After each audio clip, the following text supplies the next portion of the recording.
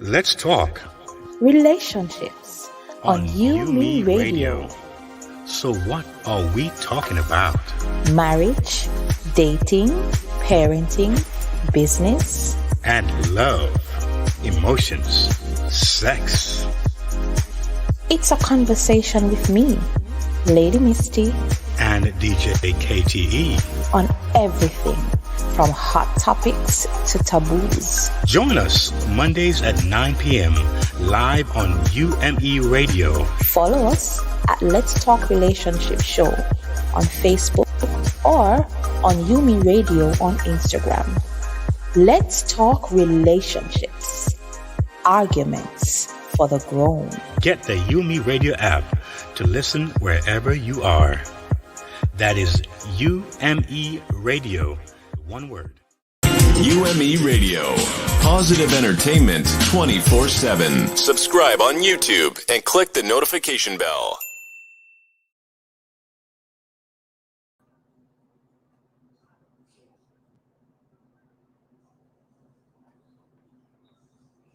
Hello, hello.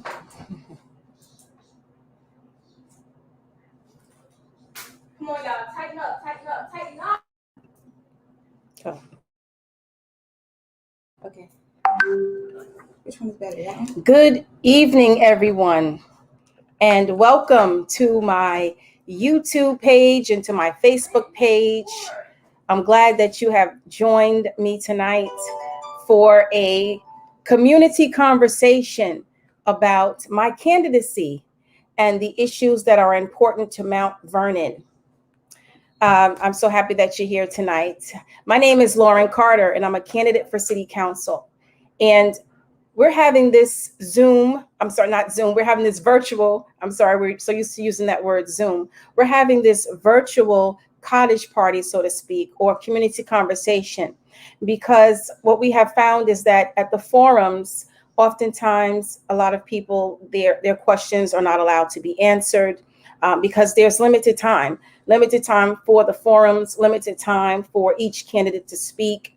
And so now we're going to have an open forum. All questions will be welcomed, and we have the time to address them. And I just want to start by telling you why I'm running. I'm born and raised here in the city of Mount Vernon, and I went to the schools here. I graduated from Mount Vernon High School. After I graduated from the high school, I matriculated at New York University. I would later complete my undergraduate degree at Fordham University. And currently I'm earning an Executive Master of Urban Planning from the University of Southern California at one of the top public policy schools in the nation, the Sol Price School for Public Policy. I am running because there are so many challenges and so many issues here in the city of Mount Vernon. And we need people who know what the issues are, people that have ideas on how we're going to solve them, and people that know the process to get it done. And I am that person. I just want to talk a little bit about my journey in making this decision to run for city council. And it started several years ago, actually, unbeknownst to me. When I was working for the city, there were several people, whether people who were working for the city, people who would do business with the city, residents of the city. They would say to me, Lauren, you have been there for so many years. You know this stuff. Why don't you have integrity? Why don't you run for council? And I would brush off those requests for me to run, thinking to myself, well, I work here. I'm doing my job for the community, my public service work as an employee. But it wasn't until after my separation from the city last year, my termination from the city, that then more people started asking me. And they said, well, certainly, Lauren, we definitely need people that are going to follow the laws because of the events surrounding my termination. And I still had it, kind of brushed it off. But then the calls increased. So as you all know, we were in lockdown from March of last year. So just as I was about to jump back into the workforce, we're shut down. So I took the time, I'm praying, and I reflected and really considered a run for city council. And we know what happened last year with the death or the murder of George Floyd and all of the protests that proceeded immediately afterwards, not just in this state or not just in this country, but all around the world. And I saw people really wanting to see change, and they wanted police reform. And what I said was, wow, unfortunately, what it is that some people don't know the process on how to get it done. Because I always said to people that reform will start at the local level. Why? Because police officers, they report to their bosses, the police chief, the police commissioner, however that municipality is set up, through the mayor. And I said, wow, this is something that I need to speak to council people about. And I did. And then it wasn't until August of last year when I saw a parking enforcement officer here in the city of Mount Vernon be assaulted. And just a few moments later that day, they apprehended the alleged suspect just a few short blocks from that location, the location of the incident. And I saw this particular person restrained by several officers, surrounded by several officers. Another officer ran up and punched him repeatedly when he was in a vulnerable state. And that was the impetus or the confirmation for me to make this decision to run for city council. So I don't take this lightly. For me, it's a calling. It's a duty. That's why my mantra, my tagline, my motto is purpose, passion, plan. My purpose is to be a servant for the people. I'm passionate about this city, and I have a plan on how we can get things done. I want to let you know that you can ask me questions. We're going to get to that in just a few moments. So please just hang tight. So that's why I'm running. It doesn't mean that I'm perfect.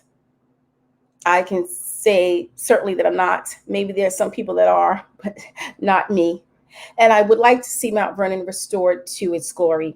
I grew up here when we didn't have potholes, and we had so many youth programs. I remember going to the summer camps, and there were so many activities to do. And I would like to see us get back to those days. So I'm glad that you're here today. It's the road to the city council, and we're going to continue with the program tonight. I want to just shout out Me Radio, UMI Digital.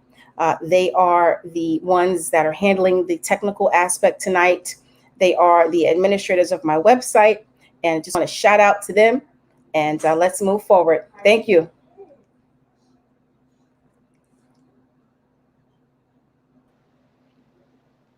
All right, good night, everyone, and welcome to Let's Talk Relationships here on Yumi Radio. We are looking forward to a great show tonight. Tonight, we are going to be talking to a very special lady, as we have a very conversational topic tonight. Tonight's topic is Lauren Carter, Advocacy and Accountability in Action. As I said before, it's a very conversational topic, and of course, it warrants exploration and highlights. Of course, we start every show with an attitude of gratitude. So we want to say thank you so much for listening, for tuning in, all our supporters, all our partners, our listeners, our viewers. Tonight's program is sponsored by Friends of Lauren Carter. As you may have noticed, it's going to be a special edition show tonight. We've been doing quite a few of that these days, huh? Yes. Mm-hmm. It's all about relationships, of course, but relationships occur in different ways. And tonight we're going to talk about accountability. How important is accountability in our relationships and how we deal with people? So, we'll be having conversations to be of help to you. So, please, if you have any questions or if you have any comments, please feel free to drop them in the comment section, whether here on YouTube or over there on Facebook. Please don't be afraid to drop a line or a comment there. If you have any questions that you'd like us to answer here at LTR, please drop it in the comment section, yes, or you are free to email us at ltranswers@gmail.com. That's ltranswers@gmail.com. It is our hope that this program will be a support to you to help you have strong, healthy, amazing relationships. So, cheers to love and happiness. You are listening to You, Me Radio. I am Lady Misty, and with me tonight is my amazing co-host, DJ KTE, and I'm here. the one Thank you, Lady and Misty. only. Yes, and of course, tonight is a special night as we have a guest host tonight joining us here, keeping our company here tonight. She is Lady Lauren Carter. She is a Democrat running for Mount Vernon, the city council. And so tonight, she's taking over. So she takes over tonight as we engage her and as we speak to her tonight.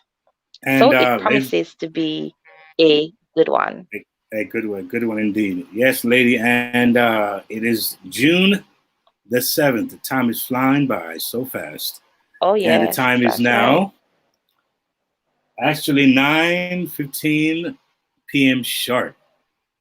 right. It is election month, and the time is really is about now, where it all goes down. So we're here and looking forward to again a very informative and educational and hopefully inspiring program tonight.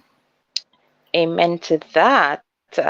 Well, in case you missed our programs or any other programs on Yumi Radio, you can listen to the following apps to check it out. So Don't be in the era where you missed it. All right. So we can be found on Google Play Store, the App Store, iTunes Podcast, TuneIn, iHeartRadio, Google Podcast, Podbean, TuneU, Live 365, Spotify, Stitcher, Player FM, and of course, Yumi Radio. So check Yes, out the indeed. website. We are there. All right. So tonight, we want to share with you some information on why this conversation matters. So our families, our communities, and our life outcomes hinge on decisions made by our leaders, right? Yeah, Yes. that's why they're there. Now, Mm-hmm. it is therefore important for us to understand how these leaders are appointed, Mm-hmm. how that happened in the first place, and the role you and I play, whether we choose to participate or not, in who gets elected in these leadership roles. So that's what we're going to be talking about tonight. So we're going to go straight into it. Once again, if you are just joining us, welcome, welcome. Thank you so much for joining us. You are listening to Let's Talk Relationships on Yumi Radio, and tonight's topic is Lauren Carter, advocacy and accountability in action. And we have a great lineup for you tonight. Now, tonight, let me just give you some backstory. Of course, we are a station of information, and we want to share with you why we're having this conversation. So, listen to this, everyone.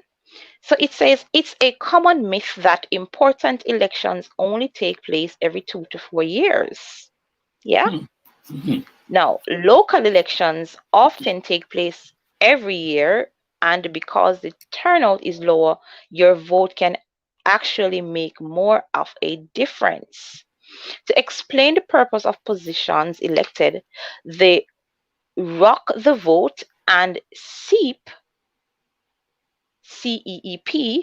have developed the descriptions below, and I'm going to read them for you. We hope that they will help you better understand the candidates, why your vote in local elections matter. So America has 19,000 cities, towns, and villages with different governmental structures, but they all elect officials to carry out 3 government functions. What are those functions? Executive, legislative, and legal. The mayor or city manager implements the executive functions. The city council or commissioners implement legislative, and the district attorney or the city attorney implement legal functions. Listen, I'm taking you all to school tonight, all right? I'm telling you, So, this is really school right here. understanding these roles and their impact is critical if you want to, yes, if you want to influence choices that affect you and others in your community. Now, here is a brief description of each function with their core responsibilities. Now, let's talk about the city council first. All right. So, the city council members have the final vote in creating laws and approving a city budget. They may develop their own initiatives as well as responding to the mayor's proposals, and they approve or reject key department heads. The mayor usually has more power than an individual council member, and a council supermajority may be required to override a mayor's veto of council approved legislation. Nevertheless, the council has ultimate say on which laws are passed. Some city charters give their council members the power to select department heads and even direct control over city departments or allocations of funding in areas that elect them. In these instances, the government is considered a strong council government. And of course, all of these are excerpts from uh, camp camp campuselect.org. Mhm. All right. Rock the So vote and CEP. I know it's a mouthful, but we're going to school tonight, right? Yeah. And we are having this discussion because our guest tonight is running for city council, and of course we want to have the basis of our discussion, and of course we want to hear more from them. Before that, though, we have tonight our first guest who will be joining us as we engage with him.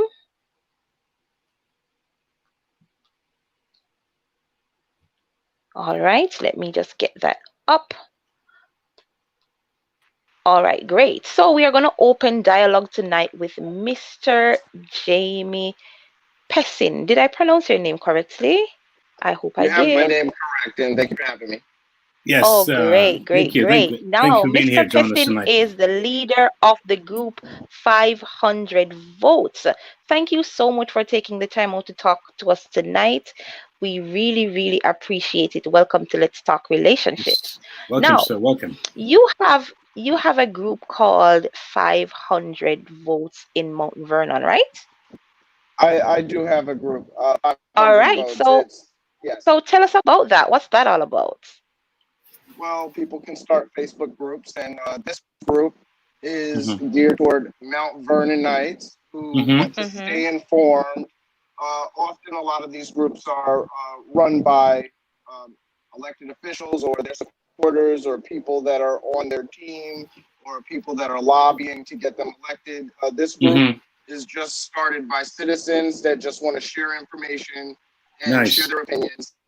It's about just making up your own mind on your own time, and we're just a information sharing group. Wow. We definitely see where All right, great. social. Now We I hear definitely you talk. yes. Sorry, Lady Misty. No, I was saying we definitely see how social media Go can ahead, be DJ such a. KTE. Go ahead. I said we definitely see how social media can That's be such fine. an incredible platform to get out the word because information is powerful. So having groups like these, grassroots groups like these in the community, is definitely a brilliant concept, and I applaud you for that because not many people take initiatives, and it's good to actually have that vision to really connect the people of your local community, Mm, to hear and yeah. get involved and see what's going on. So that's I applaud you for that. It's Thank awesome. you. I want Yeah. to let you know about the name. It's called 500 votes, Mount Vernon. Hmm. The reason it's Yes. called that is because 500 votes could turn an Mm-hmm. election, and so if 500 people are given correct information, they can make up Hmm. their own informed mind, and that might swing an election in the right direction, regardless of Wow. who benefits from it. Sounds good. That Sounds is good. powerful. That is powerful indeed. Now, and I hear you talk about Mount Vernonites, and I know you know that there is an election coming up, right? So Yes. Hmm. I want to hear what are your thoughts briefly on the candidates running? Where's your Well, headspace where that is concerned? I know all of the candidates personally.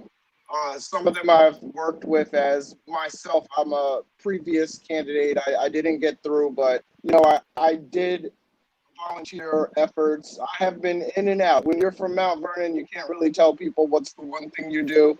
You do lots of things all the time for anybody that asks because we're all in it together. And what I would say is that in this group, there are elected people and there are people who want to be elected that have given their visions. And, it's almost time to select somebody. But I think instead of talking about who I would like, we should talk about what we get when we get who we like. Because I think in Mount Vernon, one of the biggest problems are we elect people, but we don't elect ideas, and we don't elect visions, and we don't elect plans, action plans. We elect people, and then we get buyer's remorse, and we make them one-term politicians, and we can't even state out loud what they promised us. So I collect promises. And not only do I collect promises, but once they are elected, I don't care who got elected, I have a collection of promises that I expect to be fulfilled, whether or not it was that elected official who made them, because these are the things we agree will help Mount Vernon. And a problem in Mount Vernon is there are too many problems, and nobody can decide which one to fix first. And so we have lots of circular arguments. And, you know, I have some ideas on what does need to be fixed, but it's not about me. I'm not running an election, but I am supporting new people getting I understand. new ideas and people's general choice to vote, because I think your vote does change the narrative, and we need more people voting. Wow, I do have a question for you. I do have a question for you. Now, what you've been hearing so far, just as a overall consensus, what are some of the, I would say, the three top issues that you think Mount Vernon needs like right away? The three top things that's so pressing right now from the community. There's a lot of issues, and you know, I could give you what I think Mount Vernon needs to do, but then I would have to stop myself and say, before we can do this, we have to do this. But then I would stop myself again, and then I would get to this part and say, until we actually know our financial piggy bank, our wallet, how much money we have, where it's being spent, we don't know the power that we have in order to fix problems that are easily fixable. So I think the very first thing we need to know is how much money is in the account, and not from a person I need to trust. I need irrefutable proof that can be foiled by any citizen. I don't want to go to these elected officials that need to be on pedestals to give us information. I want to be empowered to get information. So the second thing, I would like information to be immediately, digitally foilable by any citizen. That way we're not relying on these people who ride to town telling us that they're great so that they can save us. And every election, they say, but don't you want me to save you, re-elect me? That is not how we get progress. We get progress by progress being handed to us, and now we get a fresh start, and we build upon it. But we will not build upon it with promises that are never fulfilled. I like how you brought up the idea of transparency, because that's a key factor, you know, to build trust with the community. Because again, promises means nothing, you know, if it's just empty words. So I like the fact that you highlight the idea of having transparency in these kind of situations. The third thing that I would like, because we talked about, you know, foiling requests. I have previous experience working for New York City 311. This is a call center that takes constituent complaints, and they give unique identifying numbers attached to every single complaint, and these complaints are foilable. So when you call City Hall, people should be able to know who they're talking to with an identifiable number, have a complaint that has general information as if this is not the first time a complaint of this nature has been taken. And there should be a unique identifying number associated with that complaint, which once again can be looked up after the fact to get a resolution of how it was taken care of, or the time frame it took to take care of it.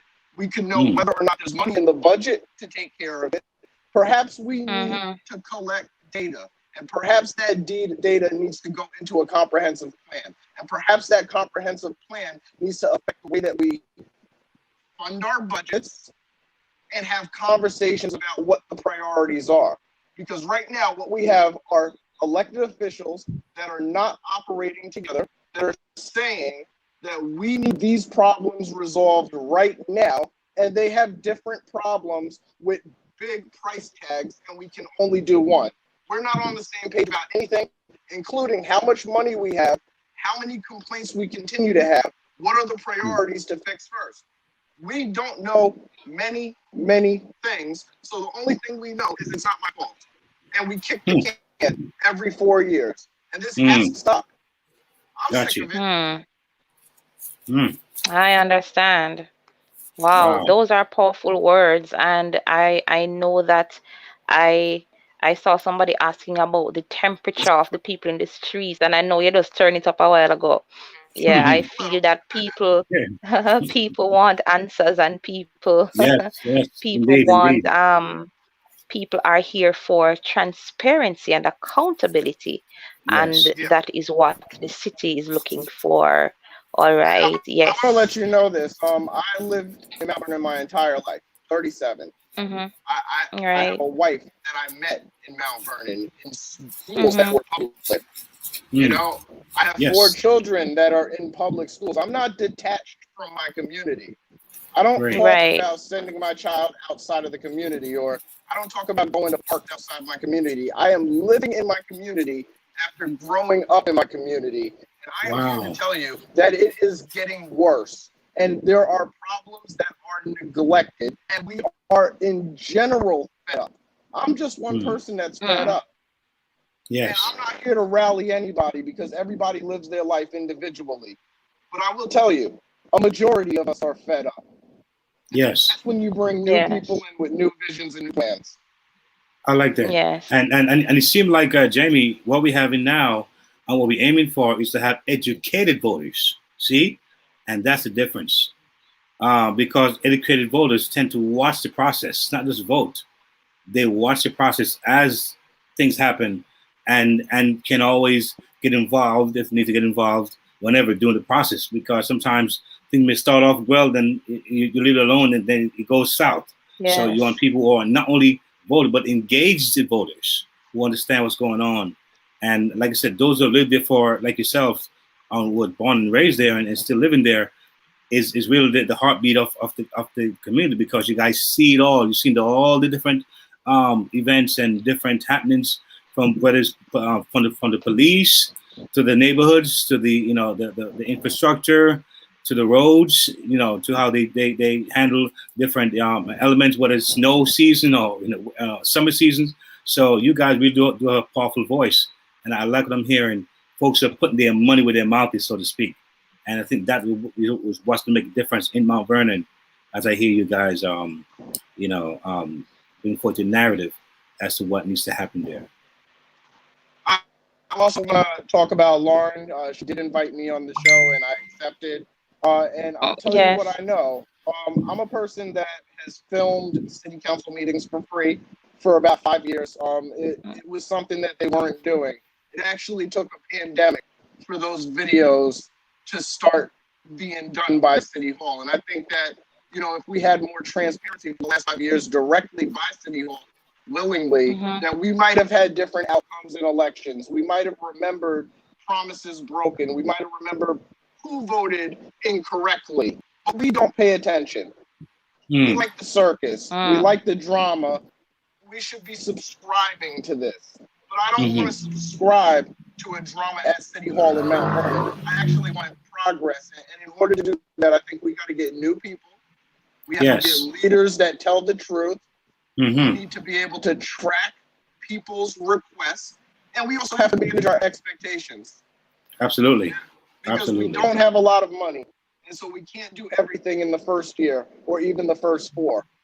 So we have to manage our expectations, which means we have to prioritize. The first thing to do that is to find out how much money we have. The second way to do that is to fund the budget in areas that need help, as well as paying people that we owe money to. The third way is a little bit tougher. We might have to borrow money. But I'm not running an election. This is one of those paint yourself into a corner years. And, God bless anybody who decided to run this year, because you have so many problems to fix. I don't know where you're going to start, but I'm willing to listen. Wow. Okay. Well, that's called keeping it real, brother. I like that. Keeping it real. Yes, it has to be fixed. One of our viewing audience said that they need someone with experience, and of course that's important too. Yeah, so I think you're right on point. I like the idea of the 500 concept. I think it's a great concept. Votes, yes, I think it's a great concept, and yes, empowering people from Mount Vernon. But when people are empowered, man, they will definitely make a difference. So it's great. I think a good Great idea for grassroots concept. everybody that thinks that the only elected seats in this town are the mayor, the council seats, which are about 5. Well, exactly 5, and the comptroller. So that's 7 positions. You need to know there's 157 positions that are elected seats. You have district. How much? 157? 157. Got it. Wow. There are 75 districts for a Democratic district leader in this Democratic state, yes, county, and town. But in Mount Vernon, there's 150 different seats because there are 75 districts, 2 district leaders per district, and then you have the 7 other roles, which is comptroller, council, mayor. I think if more people step up to take direct roles as elected officials, which is what you would be, then we would have more boots on the ground. We might even have 500 people that could turn this town around. And that's why I focus on such a low number. Right. Not that I'm encouraging anybody to run, but just know the buck does not stop with the mayor. It stops with the majority staying quiet and not taking action and starting to say it's not my problem and it's not my fault. Right. I love that, Jamie. Thank you so much. I'm listening to you, and one of the things that jump out at me is that as a voter, by and large, as a citizen, you have to stop thinking on the surface. So I just voted for somebody I like, and that's it. Based on the information you're giving, is that the information is out there. Do your research. All right, this is a seat that may have some influence. It will impact a change in my life. Okay, I'm looking at the candidates now. Who will best fit this? Sometimes, we vote because, we like a little drama, yes, and we vote for who we like, not necessarily thinking of who may be best for the position. So I think as we go into voting and voting for seats like this, which will impact our livelihoods in the future, that we think along that line. Thank you so much, Jamie, for sharing with us tonight. It was a pleasure speaking with you, and already I know that you're going to be one of the voices of change in your community. I see that already. Thank you so much for sharing with us tonight. Thank you for having me. And the last thing I'll say is, no matter who gets elected, work with that person until they become unreasonable. That's what I'll say. Thank you for having me. Yes, thank you. You are Appreciate you welcome. coming. You are welcome. Have a good night. Great. Wow, that was such an empowering conversation. Yeah, young man. That's great. Young man with a lot of knowledge. And if we had more, well, young men, and just citizens overall, really looking at how we elect officials the way he does, I'm sure that more persons in office would be held accountable. Yeah, indeed. I heard him speak of seeing leaders with new ideas, but also he wants to see leaders with transparency and accountability, and that's what we're talking about tonight. Yes. Great conversation. Great conversation. All right. I think before we get into speaking with our co-guest tonight, or co-guest tonight, or guest host, that our engineer should be playing a video for us. So I'm not sure if that is queued up, but while I await that answer, I want to say to those who are coming in, I see YouTube is already firing up. I see the comments already. So good night over there, YouTube. Facebook, I see you over there as well. Thank you so much for joining the special edition of Let's Talk Relationships tonight. as we delve into the topic, And advocacy and accountability in action. And of course, our lady of the night is Lauren Carter. Yes, DJ KTE. yeah, and for those of you who might have been following LTR for a while, we are a relationship show, and many people look at relationships very boxed, like male, female, and maybe two people in love, and but this show really want highlights relationships in all facets, and you'll Yes. find that this gentleman here, as he spoke just now, he talked about transparency, and a part of a healthy relationship, be it marriage or business, is transparency. How does that work? Looking at community, looking at people who have what we call a little power, or maybe a little more platform, to bring forth what they have in their hearts. How do they interact with the those who don't? How do they interact with the community? How are they there visibly? Are they in a physical way building that strong grassroots foundational relationship that I'm really there for you? That's a part of it. Building relationships. That's a part of saying, hey, we can do this together. So if there's a posture in relationship, there's a verbal way of having a relationship. There's also a physical, way of also showing that, listen, I'm for you, I'm with you, and it can be done.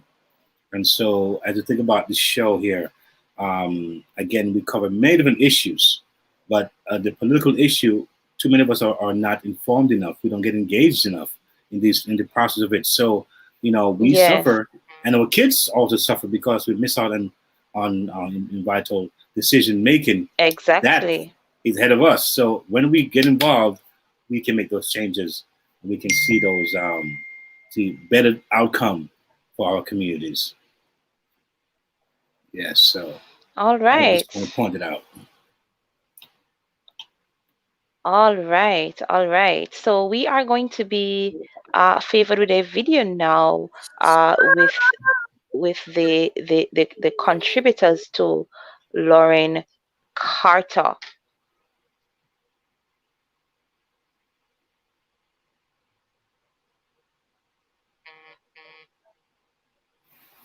I'm not the mistakes that.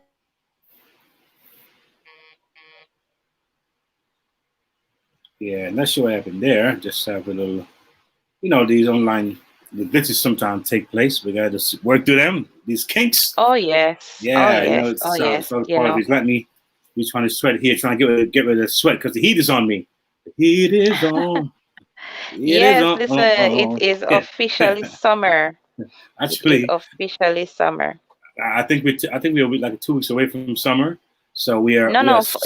For me, it's officially summer with this heat. For me. Oh well, but for me, it's kind of feel that way because for me, it's they say it's unseasonable warm. So the last 2 days we're having a blaze over here. I live in the island of sunshine, and it is hot. Okay, it is hot here on the island. Goodness. Oh, I can imagine. All right.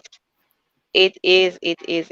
But I love the weather anyhow. Just that sometimes it's a blessing. We can feel it, right? Unbearable.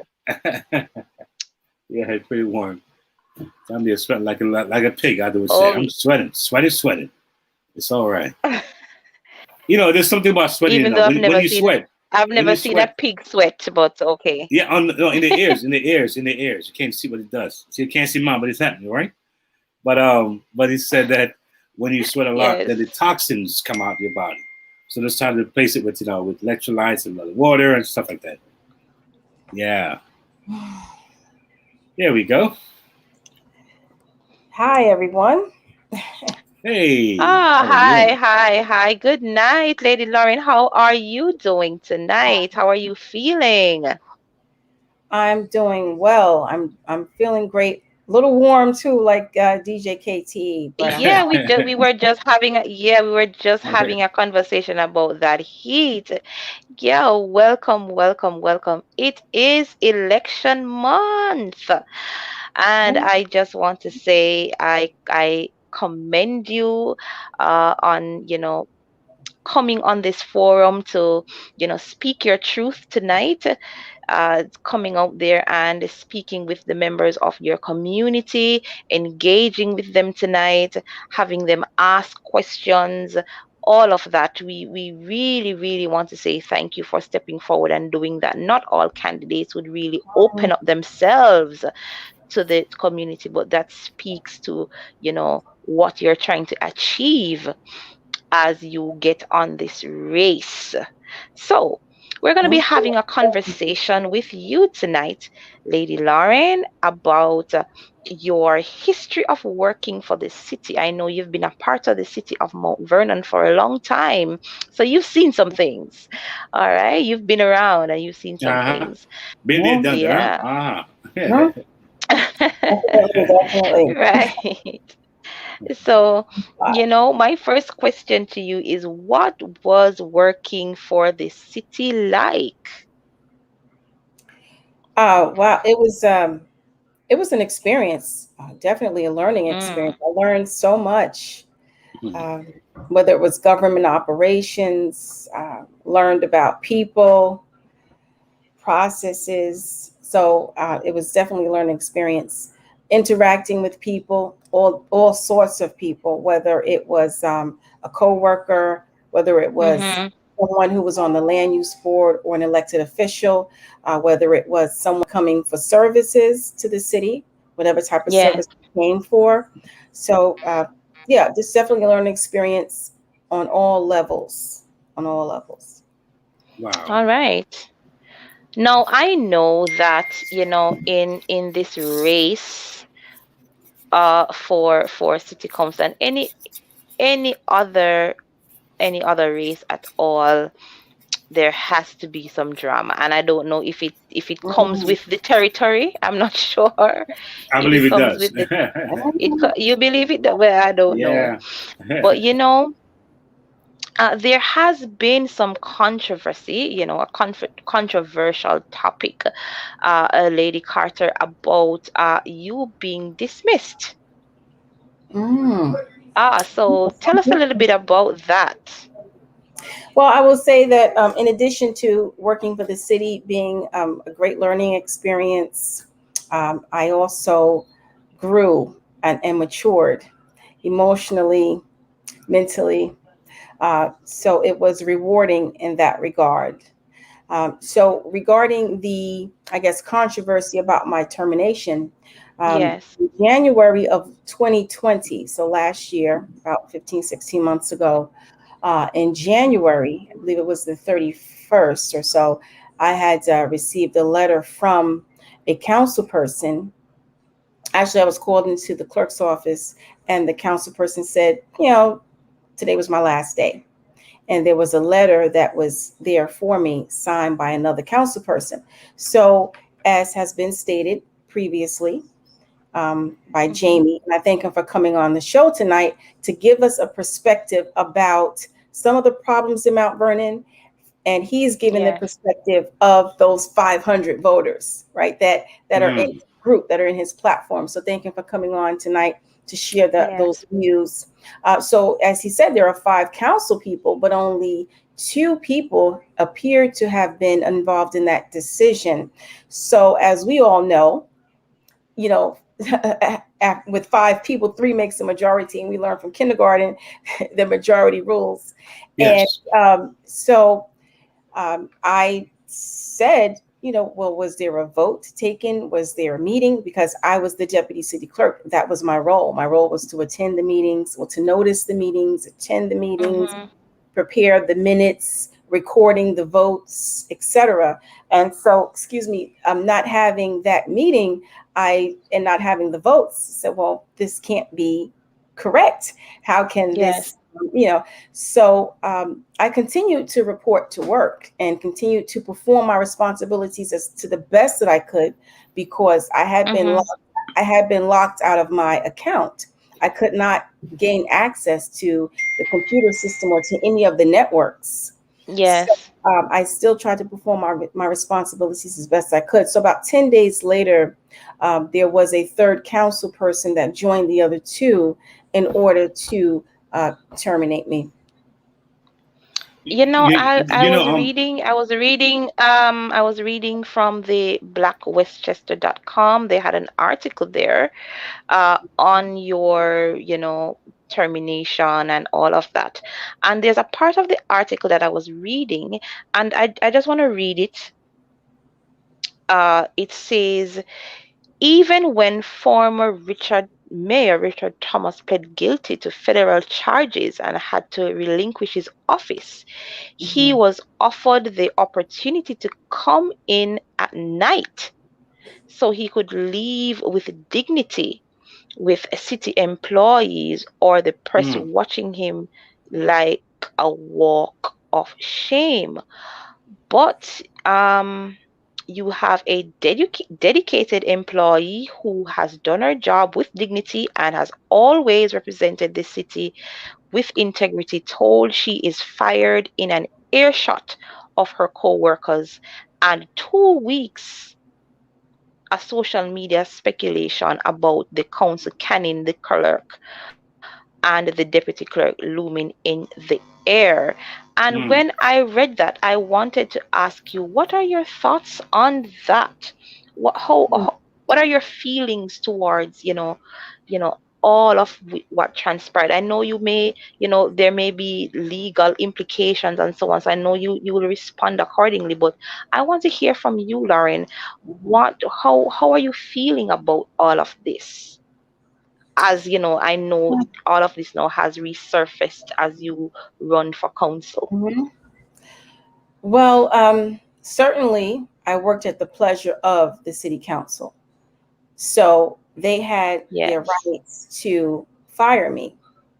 But even as you just stated, the article said in Black Westchester, there was a certain dignity that was granted to the previous mayor who had to forfeit his office because of a guilty plea. In my case, Right. so in my case, there had been no illegal activities committed that I committed, that I had been charged with, that I had been found guilty of. I think that I had served the city with grace, with dignity, and always with integrity and transparency. So, yes, the council had every right to do it, but it was just the way that it was done. Even the city clerk, who is no longer there, who was the city clerk when I was the deputy city clerk, he was allowed 2 months. He was given 2 months to retire. So it was just that it was the way in which it was done, and that I wasn't even given an opportunity to, get things in order or to transition to perhaps another government agency, another government entity or somewhere.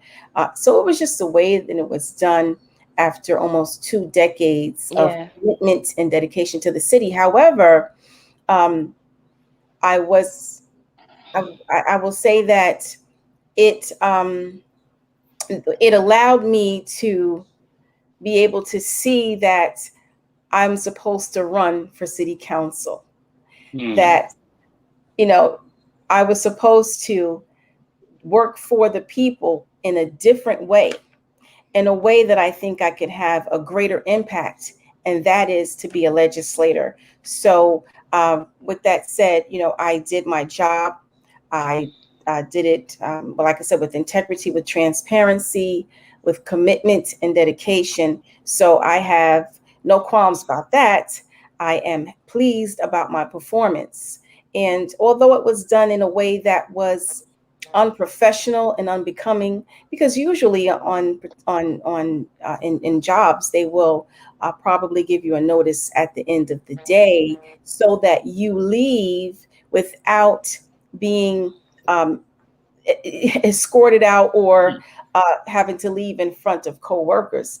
Many companies give that dignity, but I will just say again that it was God allowed that to happen so that I could do what I'm doing now. And Lauren Card, if I can add to that, for the listening audience or the viewing audience, I'm not sure how many of you know these names. Names like Steve Jobs, names like Oprah Winfrey, all right? Names like J.K. Rowling, all right? How about Walt Disney, all right? Anyone familiar with those names? How about Thomas Edison, all right? Now, these people are all people who experienced being fired before they became who they were, and what they are, and what we experience them to be today. So sometimes you can be in the company of greatness, and it may seem, but it's all about perspective.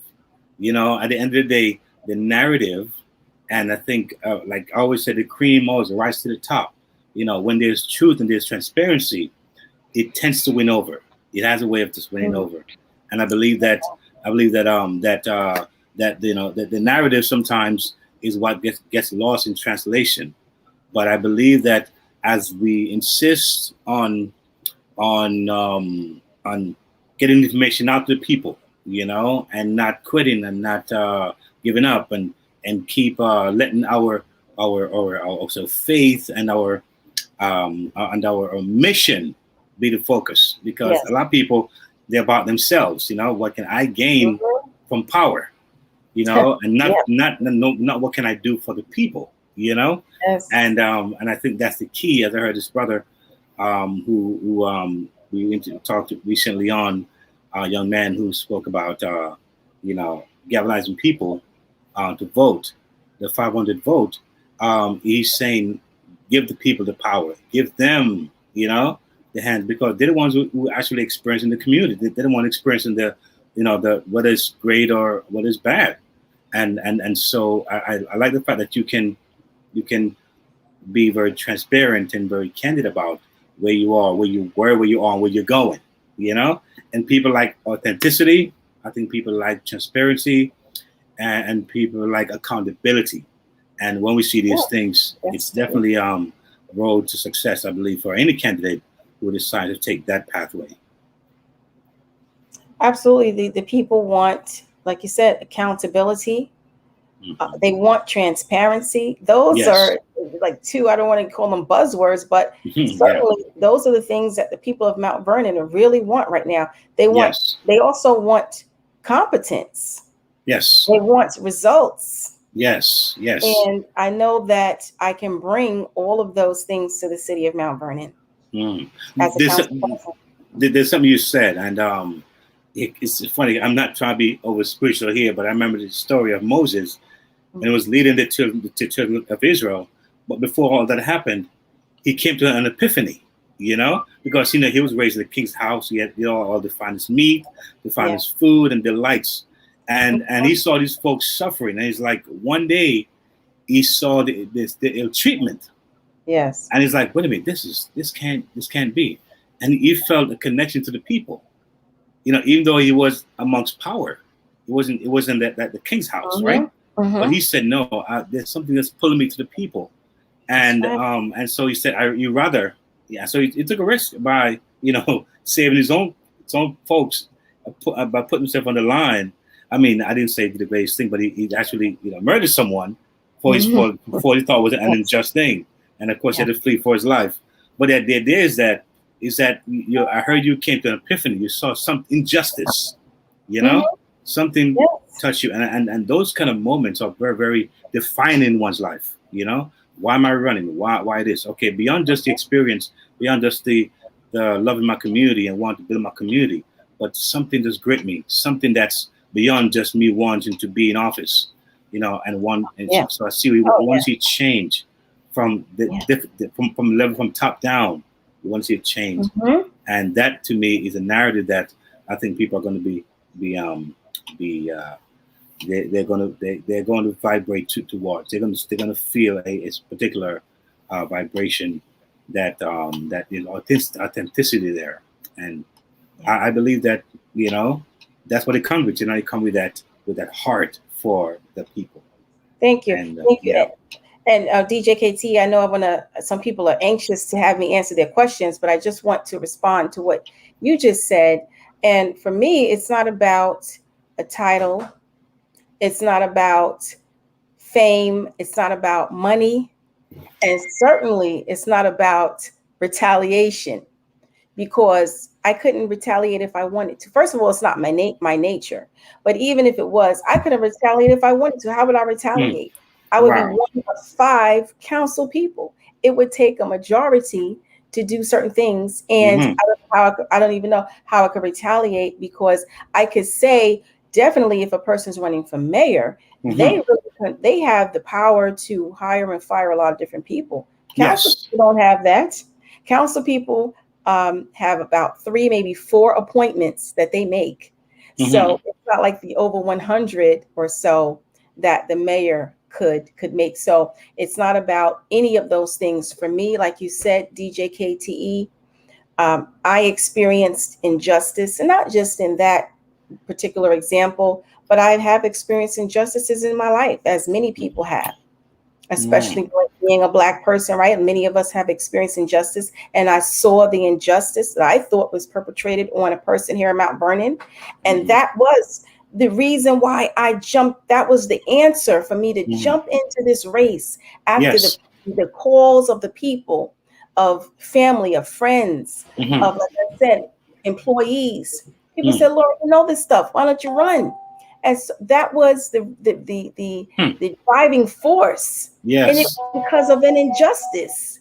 And it was because I saw that people really weren't doing the things that needed to be done to make the changes that could be made. And so definitely I will continue as a public servant. So for anyone that has a question about that, that's why I'm running. I saw, yes, I believe I saw a question that one of the viewers said that, how would you intend to work with those, if you were to win, how would you work with those who fired you, or those who, were opposed to you? How would you work with those? What are your plans if that was to be the case? That's a good question. Well, I think that I think the good thing about me, about my candidacy, is that I've been tested. And I've been tried, and I've been tested. I'm proven. I have been able to work with people and multiple administrations. I worked for the city for 17 and a half years. I worked for different mayors, so 4 different administrations. And it didn't matter who I supported who I supported as mayor. If a person was elected that I didn't support, I worked with the person or with their administration, because once the election is over, the election is over. Now it's time to govern. And that's something that a lot of people don't do. They stay in election mode. They stay in campaign mode, I should say. After they're elected, they're still finagling and trying to make a show about certain things and trying to get support, when that's over. Once you're elected, it's time to pivot. It's time to govern. It's time to hit the ground running. It's time to get the job done. So when the previous administrations, it didn't matter who I supported as mayor. Once the new administration was in, I worked with them, worked for them, worked under them, and did the job, because it wasn't about me. It was about now continuing to move the city along, continuing to get the job done. So with that said, I already have that track record. So I can certainly work with people that may have been against me. I can certainly work with those people, because it's not about me. It would be about getting the work done for the city. It's really interesting, because I think, well, let me just say, I'm missing Lady Misty. I think she might have fallen off somewhere. She fell off because of technical issues. Sorry, my name is DJ Kelly. And Lauren, because of time, I really want to ensure that the questions that are being asked, that you get an opportunity to answer them, so that we don't leave here tonight and those questions are not answered. So there's a second question here for you. Lauren, how do you feel about somebody saying that they're going to show proof on why you were fired, which I don't know how, because people's personal records are private, or supposed to be. So I guess the question is, what is your anticipation of someone saying they can expose you or expose why you were fired? Please address that. Well, first of all, again, I did my work. I did my job. And people can tell you, even from the public, sometimes I would be the one that they would come to if they wanted something to get done. If they had a question, they knew that I would be the one to help them. So my firing was only political. It was because I supported a different person for mayor, which everyone has a right to do. This is a democracy. We can support who we want to support, or we can vote for who we want to vote for. It's our First Amendment right. So there are no records with regard to my termination, probably other than the letter that I received. And there will be nothing in my file that would state that I was fired for a particular reason. And if a person did have access to my file, that's a great question. How did they get it? How did they get that? And now, things in government, most things in government are public information. So my personnel file could be foiled, but certain information would have to be redacted. But if it was foiled, there would be a paper trail. There would be evidence that someone requested to my personnel file, and it would be time stamped, the day, the time that they requested that information. And then the law department will release it, and they should have also a day and time that they release the information. So I hope I answered your question, Brenda. I saw that pop up. I hope I answered your question. It would be public information if they requested it in writing. Right. And the law department would have to stamp it and date it. So in other words, no one can make up some type of information from a personnel file. They couldn't or they could, but it wouldn't be correct. Thank you. They could, but it wouldn't be correct. Thank you. I just want to share as something from this letter, which is stamped with the city council logo and everything. In the third paragraph, it says, a competent deputy city clerk with 9 years of experience in the office is not being afforded the opportunity. Something happening. Can you still hear me? Yes, we can hear you. Is not being afforded the opportunity to elevate to the office of clerk, as has been granted to many deputies before her. This is being done to make way for political favors and a political appointment in the office of the city clerk. What is also curious is that the budget proposes wage increases for the position of the deputy clerk and city clerk. And this was the name, the undersigned is Delia M. Farquharson, LCS. SW. So I just wanted to share that, councilwoman for the city of Mount Vernon. I wanted to share that to underscore what you just said, just so that clarity can come to the conversation. And this information is coming from blackwestchester.com, and you can check it out. It's a really thorough article. So this could be useful too for persons who are seeking to learn more. The other question here for you is, tell us why you want to hold office, and what do you believe you will contribute? Well, again, the reason I would like to hold office, as I said before, is that there are so many problems in the city, and we don't have time for people that need a learning curve. We just don't have the time. It would probably take a person that doesn't know government at all 2 to 3 years to learn this as a council person.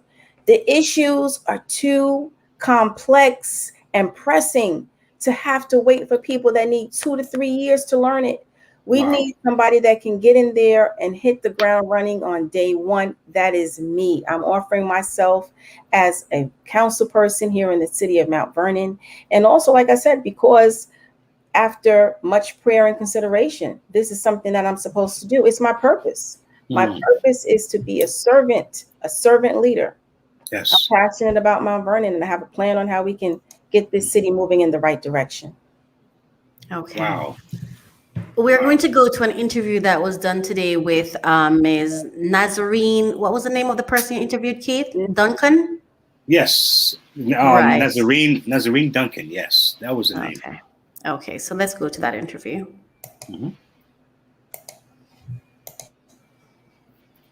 Ladies and gentlemen, once again, this is DJ KTE and Let's Talk Relationships. And right about now, we're having a very special guest, mother of Mount Vernon. Her name is Nazarene Duncan, and she'll be visiting here us on Yumi Radio. And just going to call her in and just have her talk to her audience.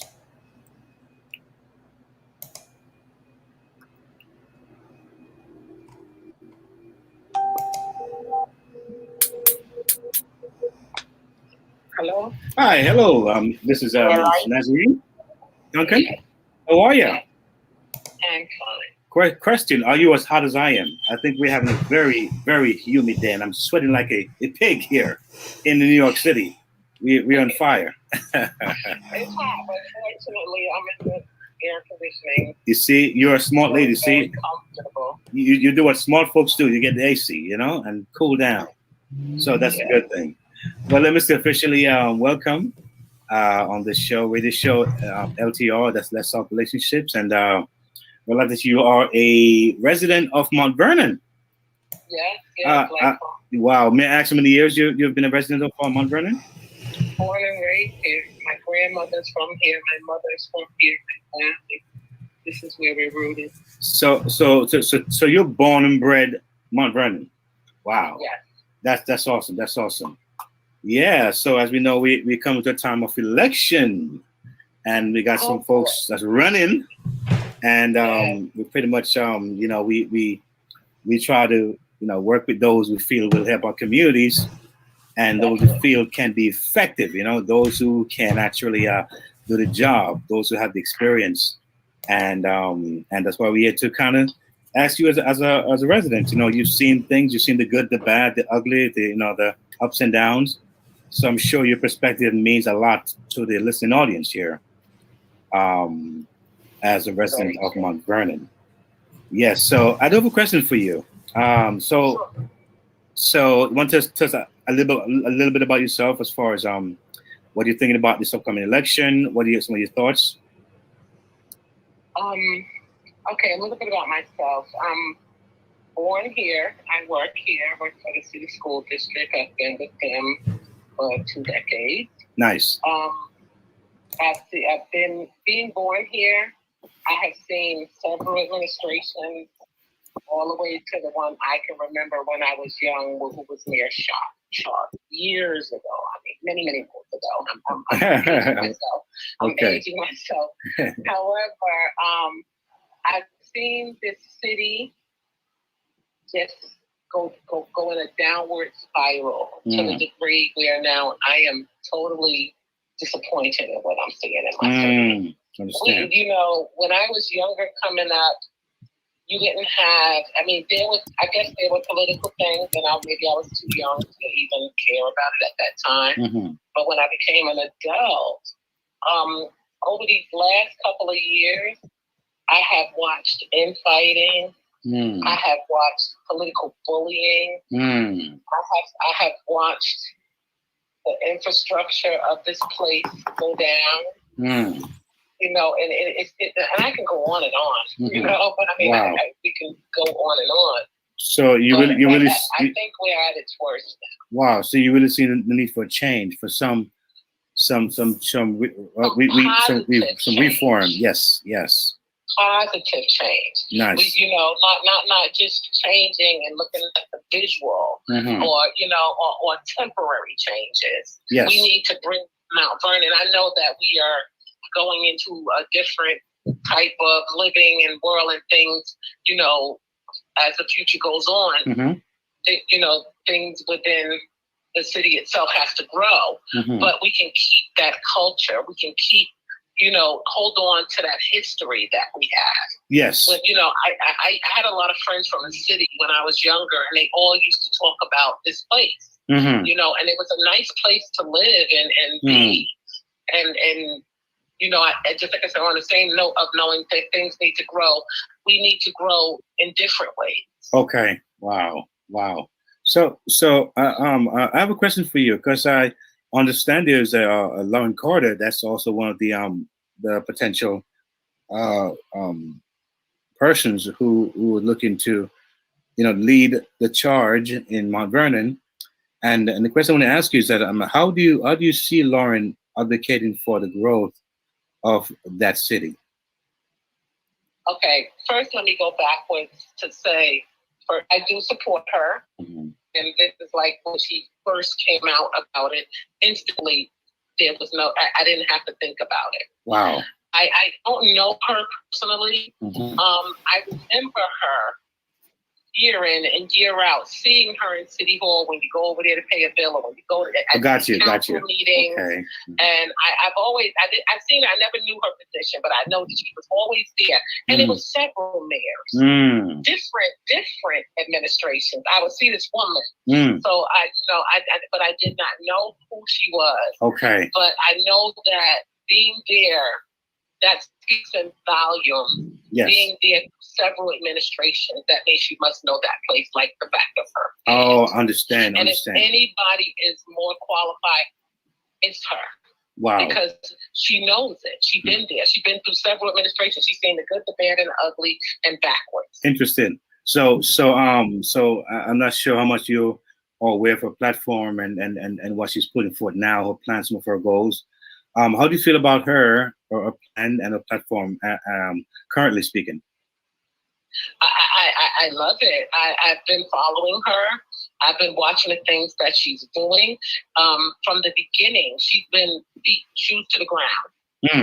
Okay. And she's been making herself seen. She's been making herself known.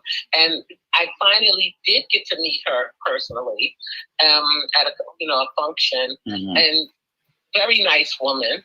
Okay. And from talking to her, she wants what's best for this city. Wow. And she wants change. Yeah.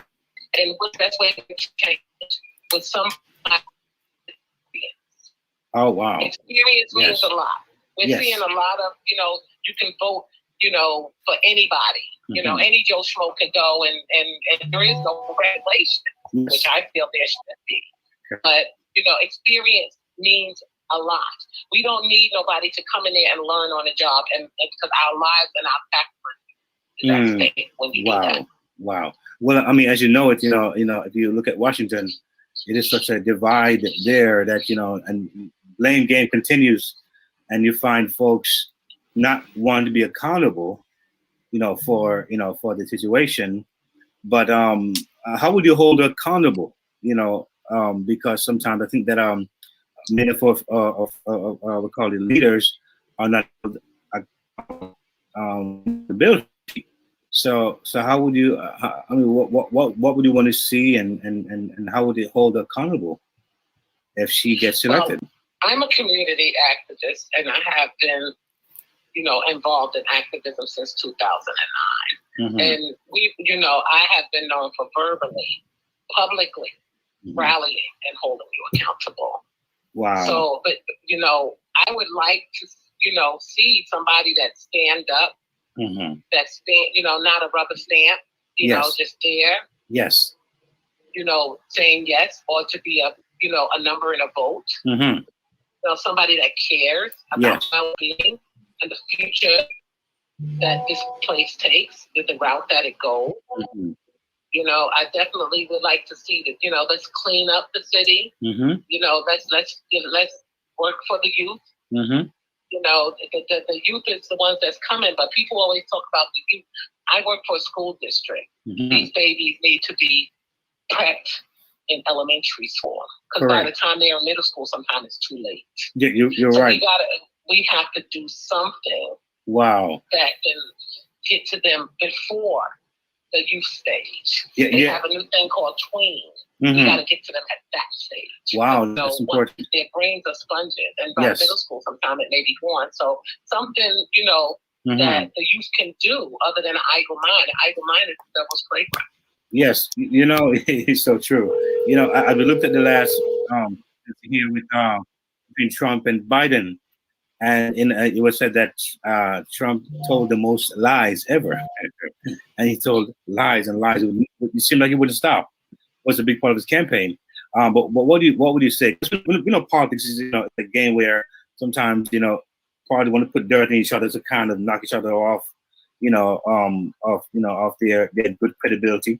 So what do you say to people who say she's faking her concerns and her her ideals and ideas for Mount Vernon moving it forward.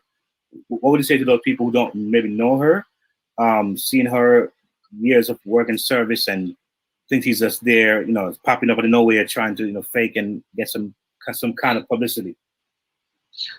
I say that people that defend malicious intent is a part of a problem. Oh boy.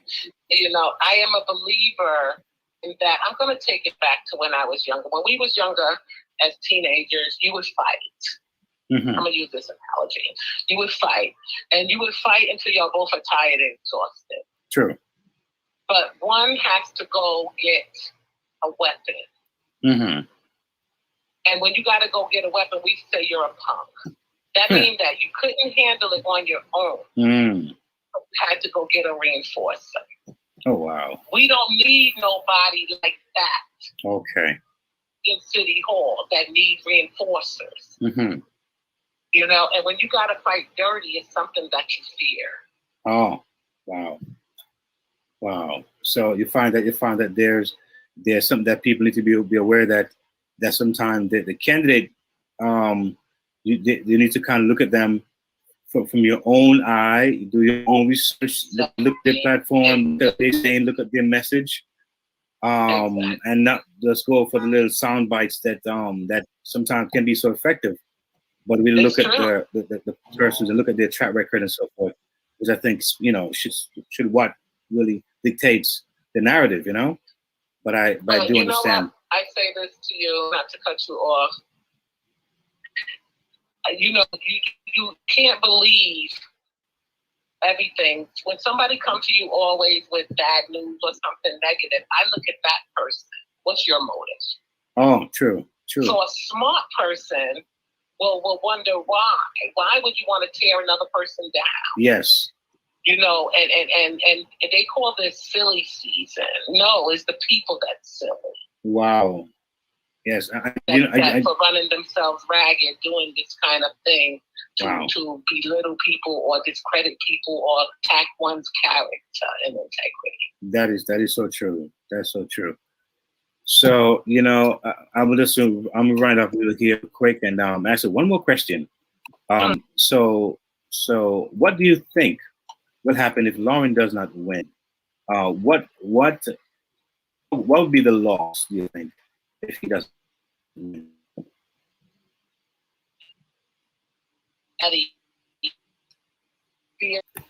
Somebody that's passionate, losing somebody how can I say this? Losing someone that could have made a big difference for the city. Losing a fighter. Because what they want in there now is puppets. You want a fighter.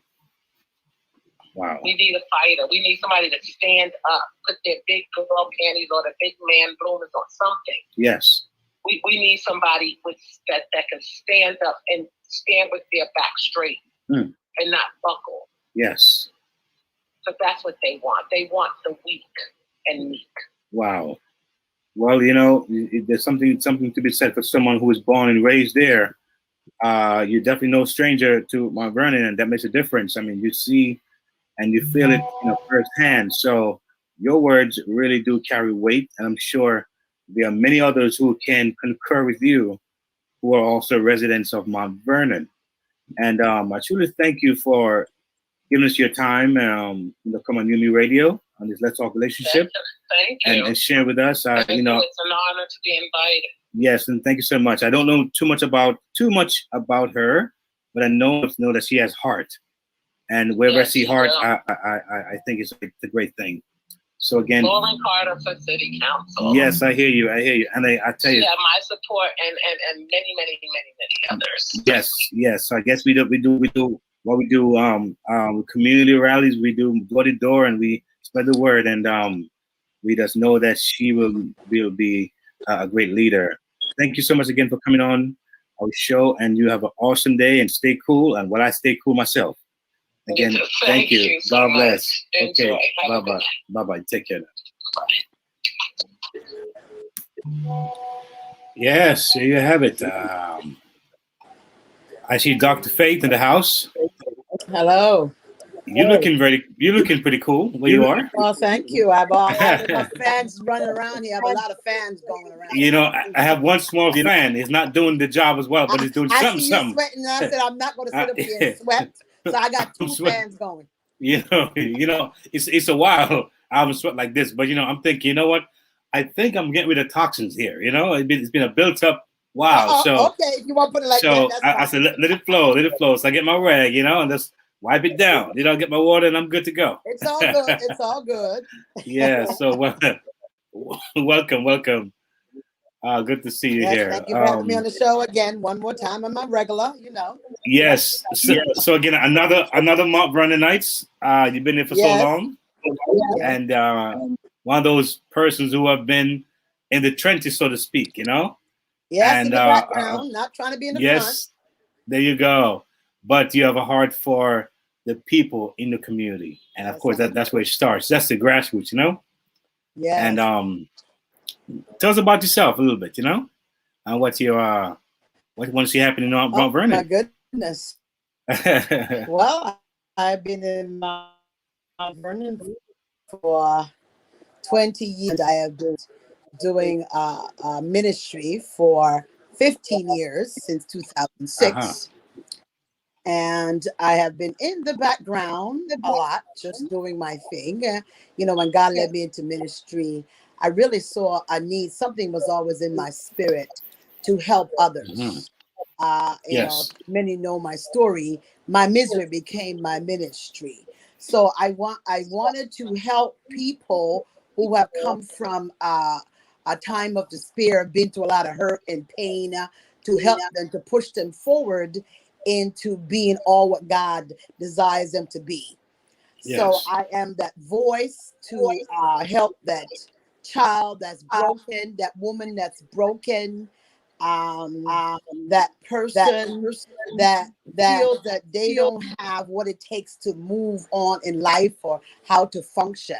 So I'm there. God put me in place to help in those areas. So I am so excited, each time I reach out to the community, and even so much, I see now why God got me into politics in 2017, because I just got there, and I always stayed behind the scenes, as I said before. I never wanted to be in the front line, but I see what God is doing, because being in politics on the other side allow me to see a much bigger picture of how government is run, and how the needs of the community is not really in the forefront, even though people say it is, but it's not really in the forefront, of the candidates. A lot of candidates that I've seen and the people I've been voting for over time, the needs are not always being met. So I believe being in the public eye now, being the political arena, is going to give me more insight in how to help the community to build. Because so tell me.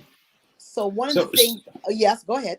Yes, it's not to cut you, but understand that there's a program that you're working on. I believe it's called the Excellent Program. Yes. I want to hear about that. Yeah. Yes, I'm coming up to that. Yes, so one of the things I've seen is that young people, there's a lot of violence over time. I have seen where, young people need a lot more than what they are. There, a project it's called the Excel Project, which comes out of the name of my ministry is Women and Men of Excellence Outreach Ministries. So what came forth is Excel. The idea for the ministries is being excellent, because God is excellent. So bring people up to that level of excellency. Yes. So it's to help young people, especially the target ages is 16 to 24, because I find that we're losing a lot of that population to violence. There's too much of our young men and young women, that are dealing, especially young men are in a lot of, they're in prison. I was at a Martin Luther King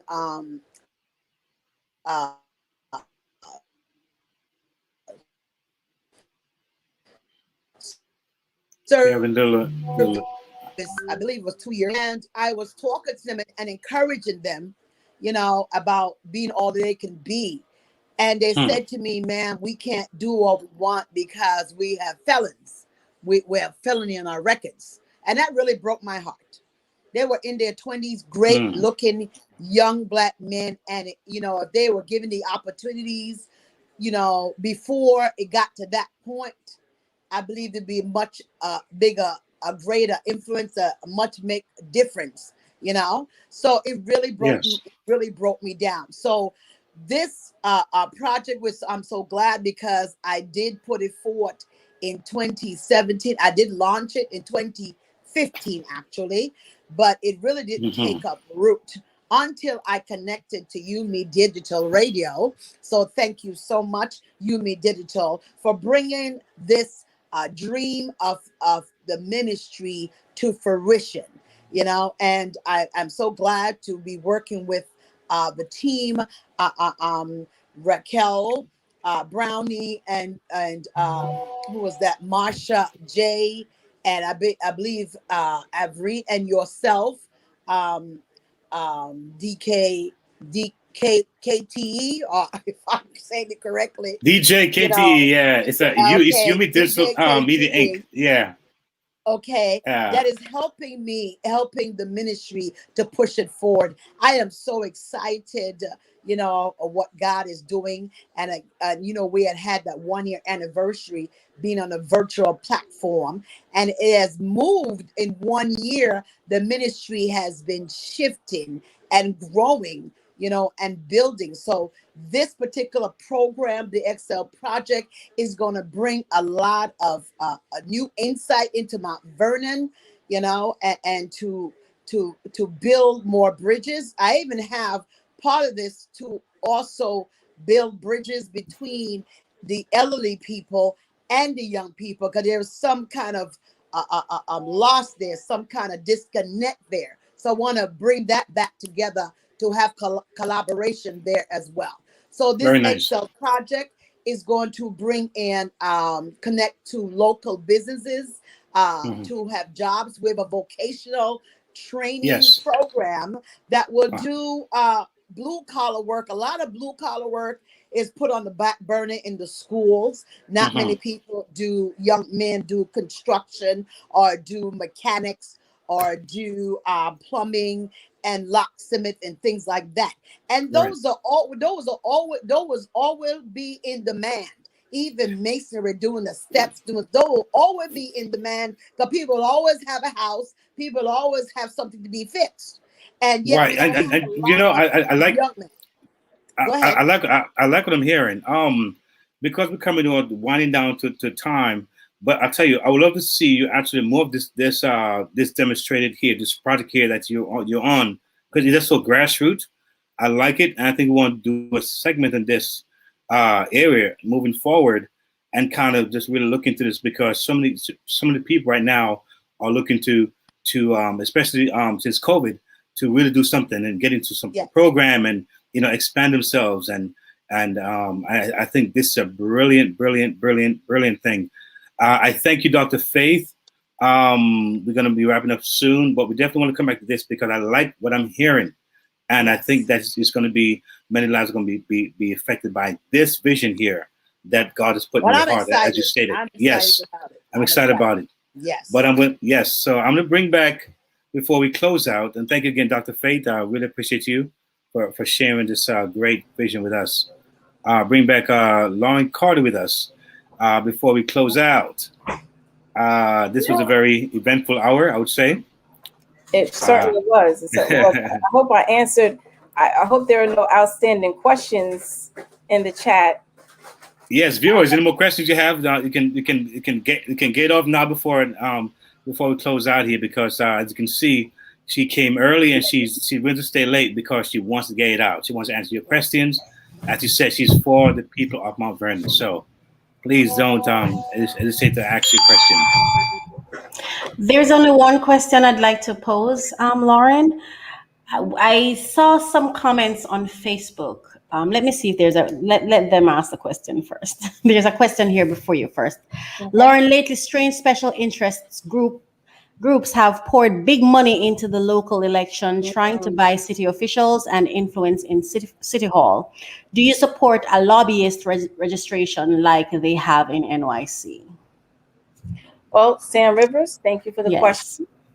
I do support that. I'd have to look more into it to research it, but I support it. I support the concept, definitely, that we will know who's registered as a lobbyist. I do know that they have to register with the state of New York, but if they'd have to register, and if they did, it would be at the Westchester County level, most likely.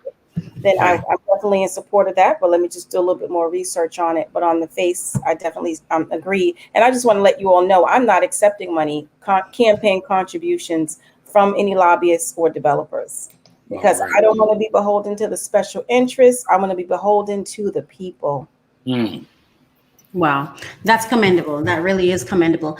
I've seen some comments because I had to do my research as well. We had to do our research for to support you in what you're doing, because we wanted to be aware of what is happening, just to maintain objectivity, which I think we've tried to do. But I've seen there was a question where someone was making a statement that they came to you for support. You gave commitment to offer support, but then you never got back to them, I suppose, within the time they were expecting, because they never really said that you said what time, but apparently you did not get back to them. What do you have to say? Could you respond to that person? Should they go and see the link and watch this video? What would be your response to that person? Well, my response to that person would be that I will, if I'm elected to the city council, will always remain accessible to you, to all the people of Mount Vernon, to all the stakeholders of Mount Vernon. So if I'm elected to the city council, I will definitely advocate for you, that person, and I will advocate for all the stakeholders of the city of Mount Vernon. But I want people to know that sometimes things take time. Sometimes your solution is not going to be overnight. Sometimes there have to be investigations conducted, research has to be conducted. Sometimes there are a lot of components to things, and I don't want to try to make excuses, but I believe in really informing the public on what it takes to do the job. I know, because I was sitting there with the council people. I've been in government. Some people, they make promises they can't keep because either they don't really understand their role of what office that they're running for, or they really just say anything to get a vote. I don't want to do that. I want to be upfront with you. I'm a realist. I'm going to tell you. So if I'm elected to the city council, I will definitely continue to look into that matter for that person and hopefully get a response. They might not like the response, but we have to operate according to the laws of the city, of the state, etc. So that would be what I would do as a council person. I'm not there yet. I'm not they got to vote. And if I might have this question here, I mean, can you hold someone accountable before they are actually elected in office? I mean, I think that's something to look at, because you got to be elected first, I believe, right? So see what you'll do. I agree. I mean, I'm all for this. That's what this program is about: advocacy and accountability. I will advocate for the people, for the stakeholders of Mount Vernon 100%. But I have to get in the office first. And when I'm in the office, then please hold me accountable. And not just me, but all the elected officials have to be held accountable. That's the only way you're going to get the changes, the positive changes that we need in Mount Vernon. Okay. Wow. Here's another question, Art. How transparent will you be? I think this is based on a question that was asked before. Let me just go back to it. Lauren, if you win city council, if you see wrongdoing, will you stay quiet or would you blow the whistle? I like that question. It's very direct. Yes. Well, if I see wrongdoing, I'm going to address it head on. First, I think that the proper way to do it is to go to that individual first. Yes. I think people should have an opportunity to respond. They should have an opportunity to explain themselves, to defend themselves. So I think I would like to speak with that person one-on-one, that department head, regarding their department, regarding the employees of their department, and then take it to the next level. If there is not a favorable response, then take it to the next level. That could be, depending on the situation, it could be the HR commissioner, it could be the mayor, and then it could be my colleagues on the city council. And then certainly if we are doing things that, if there's not a favorable response, then we need to go to higher authorities and let the public know what is occurring. But I don't want to start with the public. I don't want to start everything with the public eye. Let's talk first and see if there was a miscommunication. Maybe someone didn't know that they had to do it a certain way. I don't want to. So let's start that way, and then if we need to, then we elevate it. So it's respect. Sorry. Yes, and I like your answer. Because, respectful accountability. Yes, because if you were in, yes, if you were in the person's shoe, what would you have wanted to happen? You know, absolutely. Because sometimes it takes one misunderstanding, one miscommunication, and it can set someone on a different path. So it is so important to have that respect. Yeah, I like that. Yes, it's all right. Treat people the way you want to be treated. And I wrote that down, DJ Kelly. Respectful accountability. I like that. Yeah. Yes. Because I think sometimes, and somebody, I think it was AJ Woodson, I think his name, he's made some very, very insightful comments. Let me ask you the question instead of me answering my own question. What's the responsibility of the voter, the citizen? What is their accountability? Because I do believe that leaders should hold citizens accountable too, because it takes agreement to create realities, right?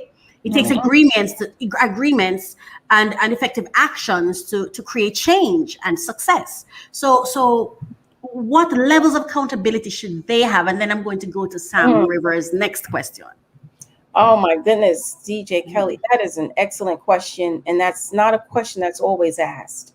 Because I was talking to a voter a couple of months ago, and she said to me, Lauren, it's not the officials that are destroying the city. She said, it's us, it's we the people, because we voted for these people. We put the wrong people in office. So I would say that the responsibility of the resident, of the voter, do your research. In this day and age, there's no excuse. In the information age we're in, you don't have to wait for a mailing to come out. You can go to the person's website. You can go to their Facebook page. You can go to their Instagram.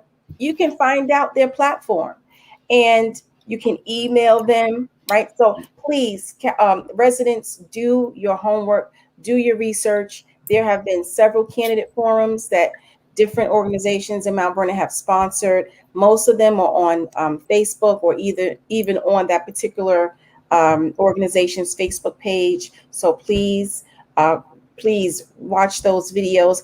And I will say that the other thing that residents and stakeholders have to do is to be accountable. You have to show up. You have to show up not only to vote, but also along in the process. And I'll give you a quick example, because I know we're running short on time. There was a committee that was formed of citizens right here in Mount Vernon. They call themselves the Citizen Tree Committee. They organized because they witnessed several trees being destroyed in their neighborhood. Those trees were uprooted, and some of them moved from places in New York City, and they moved here because of the streetscape, and they moved here because we were in the suburbs, and to see that part of the city being obliterated, they were concerned. So they got together. They said, we need to draft a tree ordinance for the city of Mount Vernon on the different trees that should be planted, how the trees should be maintained, the people in place to maintain the trees, etc. And it went to the planning board. The planning board reviewed it, made recommendations, and sent it to the city council. It took about, I would say, 8 years for the city council to approve that. It was just approved about 2 months ago in April, that tree ordinance. So I would say it may seem daunting, people of Mount Vernon, stakeholders, but you have to stay involved, and you have to stay on top of your elected officials to make sure that they deliver the results for you. Okay, that's a great question, and I like that you shared that experience as well. There's another question about digital, and having the virtual world engaged in the meetings. So it says, do you support the Zoom meetings continuing? Because they find that it has been very helpful. Yeah. So I do. When Jamie was on earlier, he mentioned that he had recorded meetings for free, and it wasn't until the pandemic. Yes, I heard that. Yes. So I'm in support. What we need to do, though, and I've said this at one of the forums, we need to revisit and adopt our cable franchise agreement, which I believe it expired. And that cable franchise agreement is the agreement between the city and the cable franchise providers in the city. And there are two, Spectrum and Verizon. And they pay a cable franchise fee to the city. So what we need to do is the monies that we're getting from that cable franchise agreement, that money should be going into a public access studio.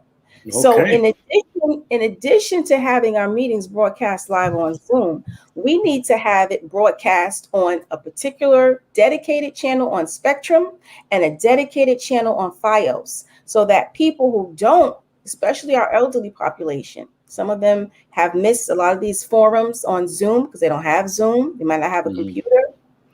So that way, especially our elderly population, they can watch the meetings right on their television. Yes, that's important. Yes. There are so many things to do in Mount Vernon. That's why I say you got to have people experience. We don't have time for people that need to learn all the stuff. We would sink further into decline to the point where it would be hard to come back. At least not in the immediate future, because of course new people will need to be trained, I'm assuming, because I've worked in government, so I understand how government works, and there's a thing called retention. And then you have retention and you have retention and I don't remember that term that you call for those that you train to come up, succession planning. Succession planning. I'll tell you, this is one of the things I like when I hear you speak. And I read some comments today that I didn't quite understand, and we extended an invitation to the group to come to this forum to ask the questions, since they're saying that they've posed questions but they were never answered. And I do believe that everything that works together for good. I don't believe in rotten apples personally. I believe that when it comes to political leadership, everyone has a voice, even if those voices are not what we want to hear. I think it's still worth hearing them and hearing what they have to say. And so I'm so sorry that they missed this opportunity to come and ask the questions that they wanted to ask. What I like about when you speak is you mention things that are checkable. Right? When you talk about the chart, or I can go check that out based on the statement you make. It's not a feeling or an expression or what you're thinking. You mention specific things when you're talking. Tangible. Yes, tangible. It's very, very tangible. And I don't know about there, but I know that based on I've worked on UN projects, government projects, and there's this thing they call the records department or the records team that keep records of things, and they have information acts and things like that. And even though I know there's also some of us who are too lazy to go find the information, and we like to hear the gossip and the salacious things. But this is what I would ask. What would you say to someone who doesn't even quite understand that when they spend their time in gossip and salacious conversations around government, instead of using that energy to have productive communication and do real research and just educate people or go educate themselves? What do you say to those persons who fall victim to that kind of thing? What do you say to them? It's truly an unfortunate situation. And I would say that it's nothing more than a voter suppression tactic. That's what I would say. To those people, I would implore that they would do the research. Like I said before, There's no excuse nowadays in the information age we're in. Right. Go onto the person's Facebook page and see what their platform is, to their website. But to those people, I would say that they are being, they're allowing themselves to be misinformed because they're believing what they hear rather than doing the research for themselves. And then it is a form of voter suppression because it's designed to keep the people from going to the polls and or keep the people from voting for a particular person. Yeah. How important is being happening now with certain legislation being passed to suppress the vote? I'm sorry, go ahead, DJ Kelly. No, it's okay. How important is it for them to vote Lauren Carter? Well, it's important to vote for Lauren Carter because Mount Vernon, as we have said before, and you've heard others come on this call and say it, there are serious problems in this city. If this was Bronxville, if this was Scarsdale or Eastchester, we could afford to put people in that didn't have experience. But we're not Bronxville, Eastchester, or Scarsdale in that I believe we're better because of the location and the history and the aesthetics and the architecture. But we have so many other problems that we have to fix first before we can realize that greatness that we have. So I would say that a vote for Lauren Carter will be a vote for someone that has experience, that really knows what they're doing, knows the process, knows government, knows Mount Vernon city operations. A vote for Lauren Carter will be someone who will be dedicated and committed to the city and to the people of the city of Mount Vernon. A vote for Lauren Carter will be someone with integrity, someone that will be accessible to you, that will help you. A vote for Lauren Carter is someone that has been tried and tested.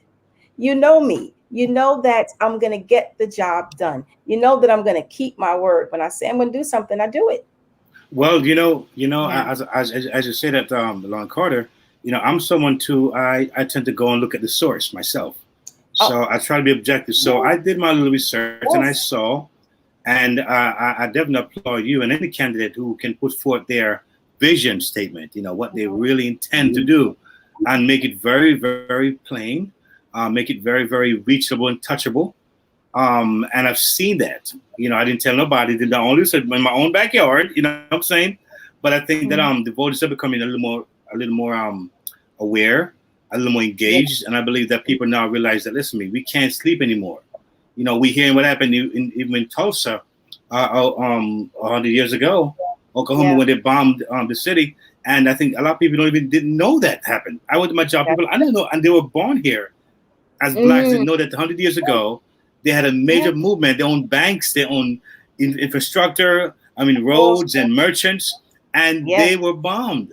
So it's important to be informed. So when I looked at what you're doing, and I from page to page, I'm like, yes, this woman here, she has a mission and a vision. I'm like, well, I trust all the candidates would have the same approach, to let the people be informed so they can make an informed decision as to who they want in office. So I can applaud you in that, based on what I see from an objective standpoint. Yes. Yes, and I commend you for this as well, because I remember when we were meeting to talk about it, and we said we're going to be direct and we're going to allow all the questions to show, and we were not going to cover anything or deny any question. And you're extremely open.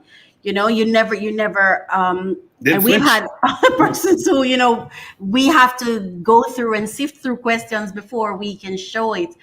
So I have to commend you on that as well. AJ Woodson said something, but I want to go to something he said first, because you see, we're in this digital world now, and a lot of leaders we're not proactive in getting updated or getting involved with the movement of technology, right? And as the other person asked about the Zoom meeting, and now he's asking about the videos. In other cities, video of the meetings are placed on the website so residents can watch and come back anytime later. I would love to see that in Mount Vernon. What's your plan for digital inclusion in should you be elected, or when you're elected? What's the plan for that, so people can have information at the touch of their fingers. I think gone are the days where people have to go get up and go somewhere for every single thing. What about, so I'm just asking that. And then I have 2 more points for you. Sure. So thanks for that question, AJ. And I definitely agree that the meetings need to be on the website, as well as all the other information, agendas, minutes, the city council packets.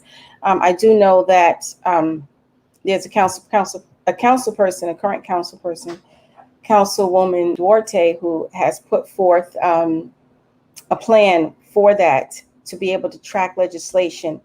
And I would like to definitely see what she's doing, because we wouldn't want to recreate the wheel. But there are companies that will do that for us. They would, they would have the videos, the meetings on your website, and they would also make sure that all of the agendas and minutes are on the website as well. So I definitely agree with that. I want to see, like I said, what Councilwoman Duarte is putting forward, but I definitely agree that that's what we need. We need transparency. The people need to be able to see what's going on in their government. Okay, we have 3 more. Sam Rivers. Recently, city council members voted to usurp the powers of the comptroller to direct funds to the water department. Taxpayer money now has to be spent to defend this in court. Currently, this is penalty for city council members that violate the city charter. I would like to see a law that places sanctions on elected officials that willfully violate the law. Your thoughts? Well, I would say first and foremost, I disagreed with that legislation. If I was a council person, I would have voted nay, because whether you like the person or not, you can't circumvent an elected official's powers. And that's the problem we have in this city. Things are based on personality and politics, and they're not based on process. We need to, right now, when I go around talking to people, and when I'm on these forums, I say to people, we are living in a lawless city right now. Because people are talking about the gun violence in Mount Vernon. We're having shootings almost every day. Yes, we're seeing them. And even in broad daylight, someone was killed at 10 o'clock in the morning. But the reason why we see that lawlessness with the people is because the lawlessness is beginning with the politicians. You have elected officials that have just trashed. They put the charter in the trash. They don't follow the charter. You can't do what you want to do. There's different branches of government. We know on the federal level, we have the legislative branch, which is Congress, and they have 2 houses. We know we have the executive branch, which is the president. We have our judicial branch. In Mount Vernon, people say we have 3 branches. You can say that. It's really 2, but you can say we have 3. We have the legislative branch, or you can say we have the executive branch, which really is the mayor, and the comptroller really falls under the executive or the administration, I would say. So we can say we have 3 branches of government. But my point in saying that is, we can't say because we don't like someone, we'll just do whatever we want to do. We have laws in place. Let's follow the laws. If you don't like the laws, then they need to be changed. But even then, there's a process to change the laws. And when you're adding power to an elected official or removing power from an elected official, that has to go before the people. That has to go out for a public referendum. So that legislation to bypass the city comptroller was wrong. There were other ways that we could, and I'm not going to be a council person that just wants to vote nay on things that are wrong, but I want to come up with solutions. What's a better way to do it? What's another way to do it? So that's what I would like to do as a council person.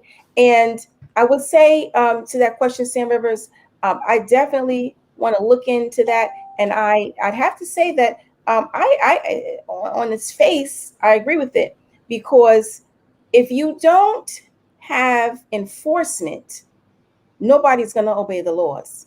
The reason why, there'll be no accountability. Thank you. The reason why people move their cars for alternate side of the street parking so that the street cleaners can clean the street is because they know if they don't move their cars, they're going to get a ticket. Okay, great. Oh, sorry. Sorry. Okay, I'm sorry. I know we're running out of time. We have some questions, but I don't want to, I'm trying to not leave any question unanswered. And AJ, I'm going to close with that question about the ballot position. That's why I have not yet asked it. WAMO Ministries, Apostle Faith Walters asks, if in office, would you support the mayor's appeal for a financial board and bypass the controller?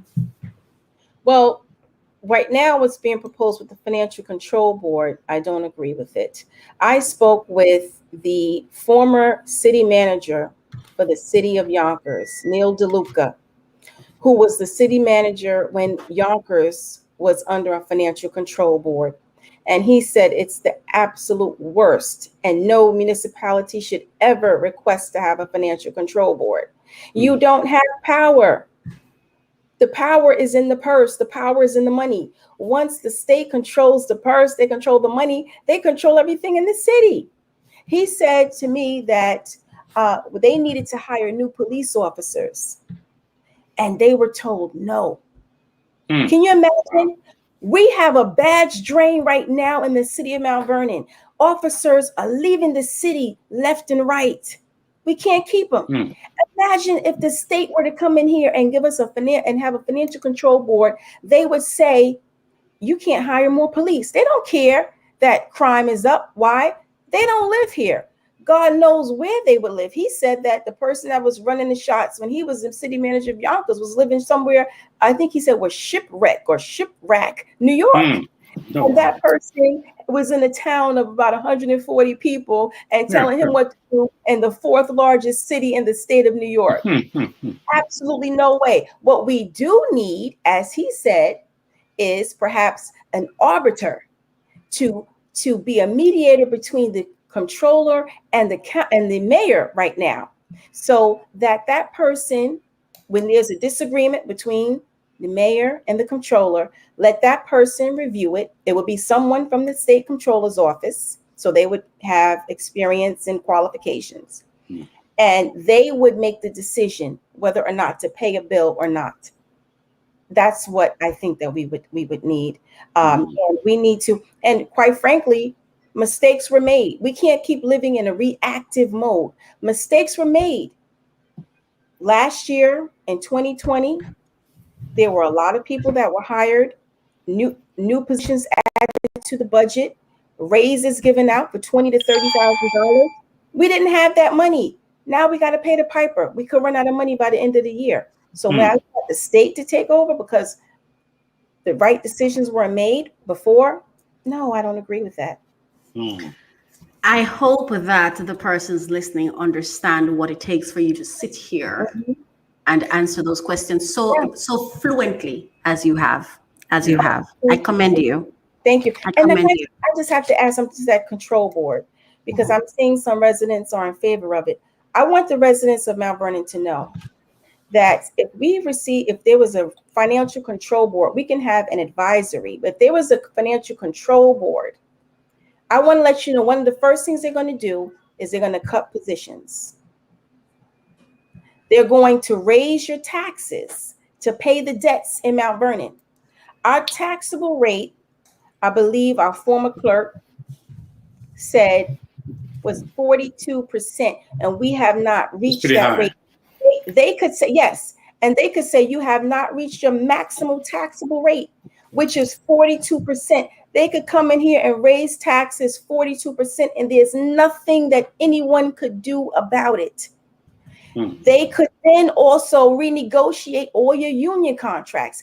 If unions were slated to get a raise, 3%, whatever it was, they could say, no, you can't get the raise, because their bottom line is pay off all your bills and your debts. They're not going to give us money. People think the state is they're not going to give us money because a financial control board is coming in here. People don't have the facts. They don't have the answer. They don't know, because they're being given misinformation. And it's so unfortunate. We do not need a financial control board. That would be the worst thing ever. And you can ask Yonkers and you can ask New York City. Yes. I like this comment. This woman is dedicated to this. Watch the body language. I like that. Watch the body language. You flow so fluently. There's another question. How will you use your expertise as a former planning administrator guide to guide us with development and the implementation of a master plan? Okay. Yeah.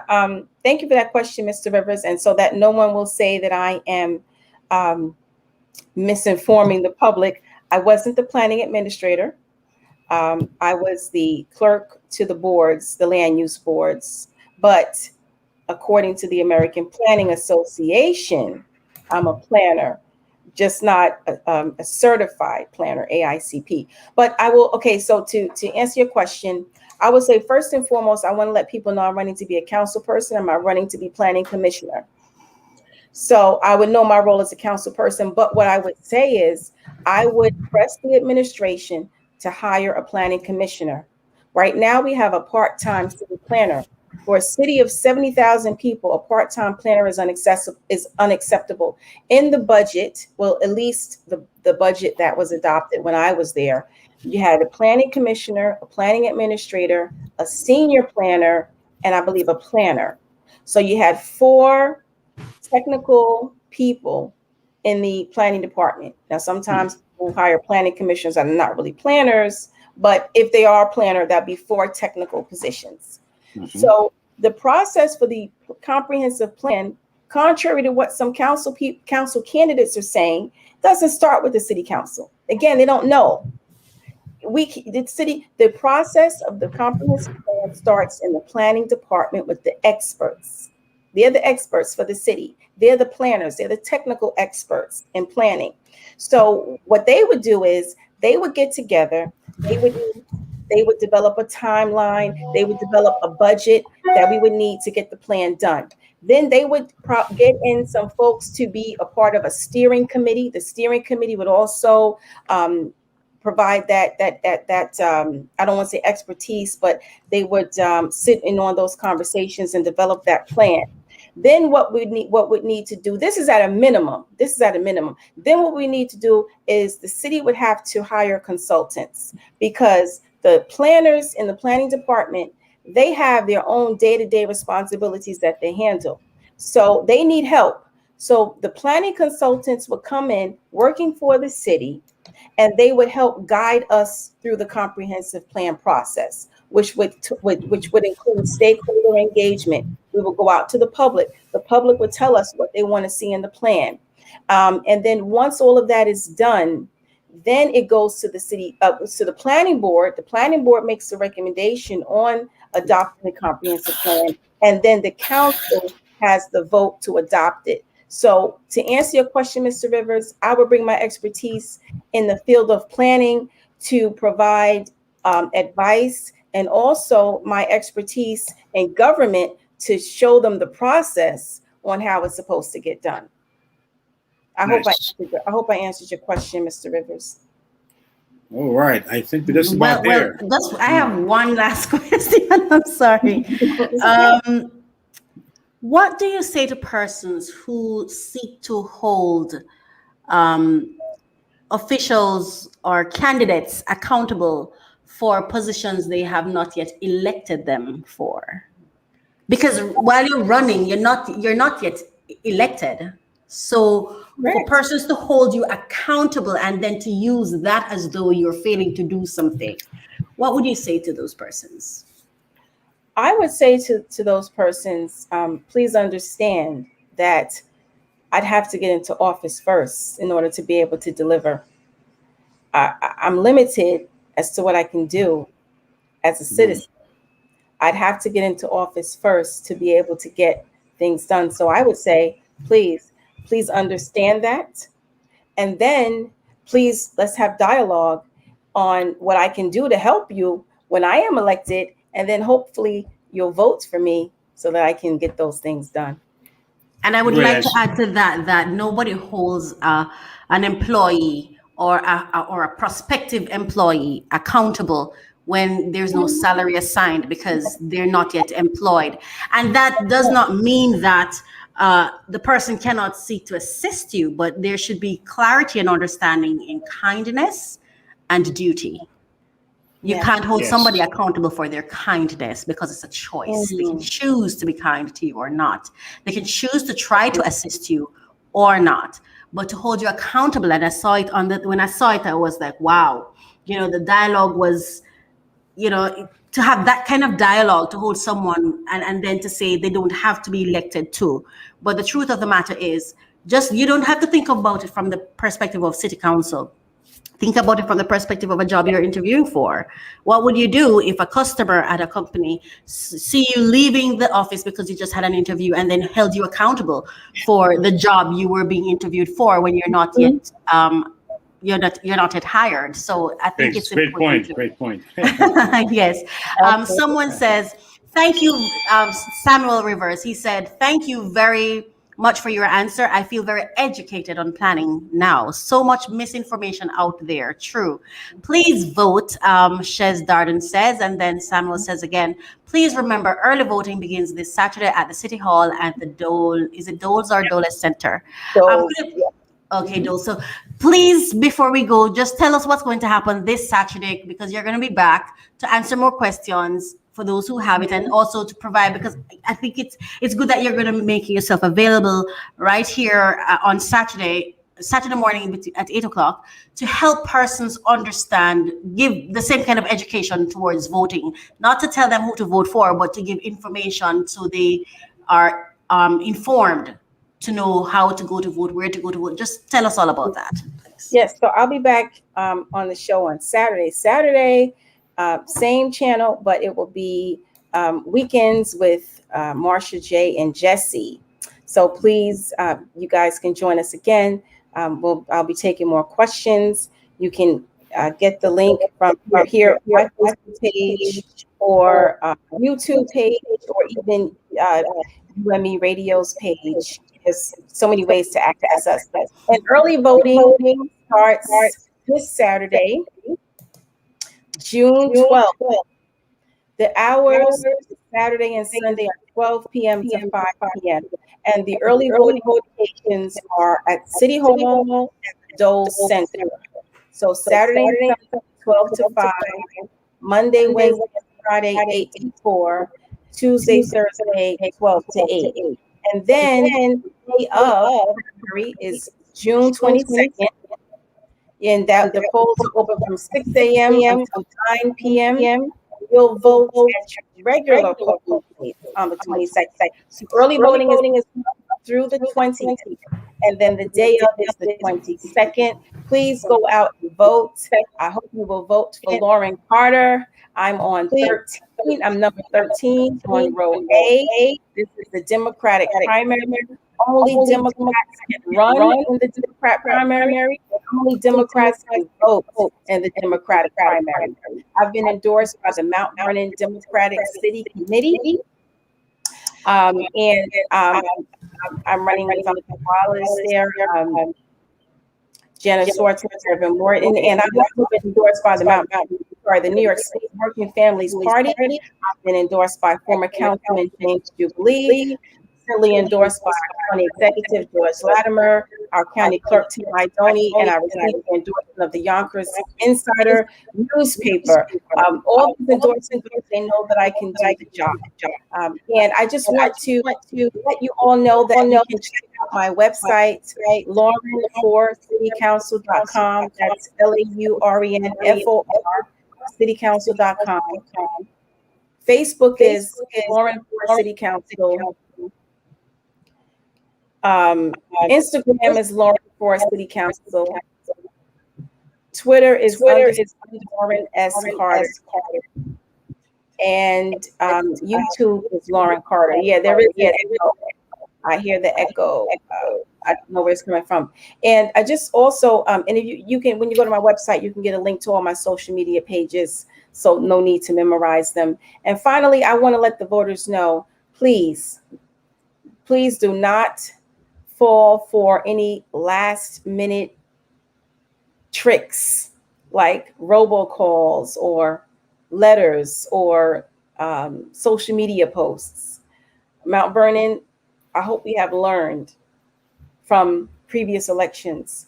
If something was such a concern for someone about a candidate, it should have come out when the candidate announced their candidacy, not at the end of the race.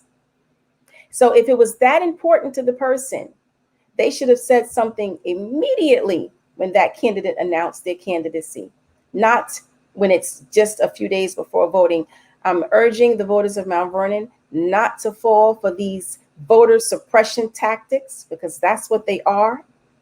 Please don't pay attention to any robocalls or mailings or social media posts that are going to be put out in the last few days. Lauren Carter for City Council, 13. Early voting is June 12th through the 20th. The day of is the 22nd. Please go out and vote. You can also email me at info@laurenforcitycouncil.com. Thank you all for being here. Thank you, Dr. Faith, for that. You're doing a great work here in the community as well. I want to thank DJ Kelly, Marsha J, DJ KTE, Lady Misty. Unfortunately, Lady Misty had technical difficulties. And thank all the viewers for viewing it. Please spread the word. It's going to be on my YouTube page and my Facebook page tomorrow for people who weren't able to be here tonight. You guys will be able to watch it at your leisure. Thank you. Again, folks, we're glad to have you here tonight. Thank you for watching. Thank you for being here, part of our crew. And this is LTR, Let's Talk Relationships. We see you in the next round. And y'all stay blessed and keep your head up and stay cool. Yes, stay cool. Thank you. Thank you, everybody.